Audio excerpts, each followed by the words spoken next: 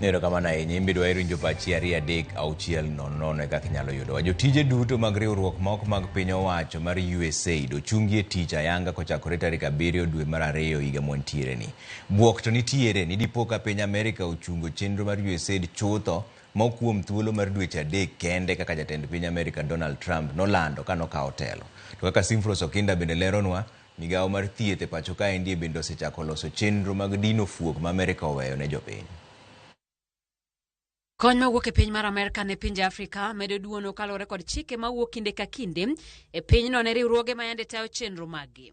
Nenore ni kony ma kamano koro inyalo bi chung' kuom thuolo malach moyo dweche 3 kaka ne ipare. Jotije duto ma achiel kachiel mag riwruok mar USAID koro chungie tich chakre tarik 7 chieng' tich 5 jumane. E ote manokete mbui mar USAID mana jotich mantiere tije ma ochuno ema pod dhi dong' e tich ka ibiro chiwnegi ote odiechieng' makiny e wi tijegi gibende. Ne jotije mag USAID matiyo oko mar Amerka, chenro osechaki mar neno ni gidok e piny Amerka e bwo thuolo mar ndalo 30 mabiro, mak mana jogo ma samoro ni kod ng'ikruok maka kod kacha manyalo monogi dhi e safar gi e kindeni. Sitima mag dhi nyime, piny Kenya koro chako chenro mag nywako tuoche duto kamoro achiel, kendo manyo kama omenda biro wuoke mar kawo kar sir ma yanda Amerka chiwo ne thieth e pacho ka. So we had time and time again given policy direction on integration of HIV and TB management into the broader healthcare system, and this is becoming a stark reality that we really need to move towards that, so that we don't have HIV, TB programs standing in silos, but we have them integrated. Important that going forward, we work together with all stakeholders, the county governments, all the development partners for integration of healthcare services, because that is key. And especially integration at the primary care level, where a majority of our patients receive their services from.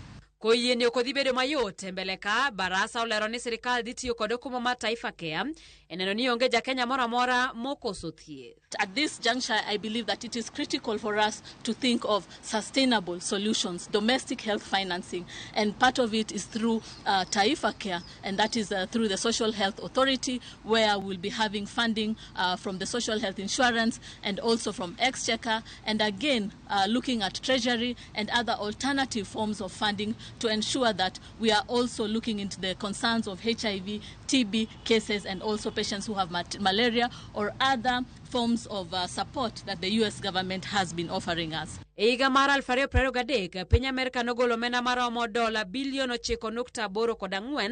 mar siro chenro mag thieth e pinje. E wi omenda no, thieth mag kute mag ayaki, tuo mar kahera to kod malaria noyudo $811.4 koluwo agulu mar Global Fund. Pinje mosebedo koyiengore kuom Amerka koro nyaka yud yo mar twenyo got mar neno ni fuok ma Amerka oweyo obugi ma ok ohinyo ngima jopiny. Simfros Okinda, Ramogi TV. Mane mbaka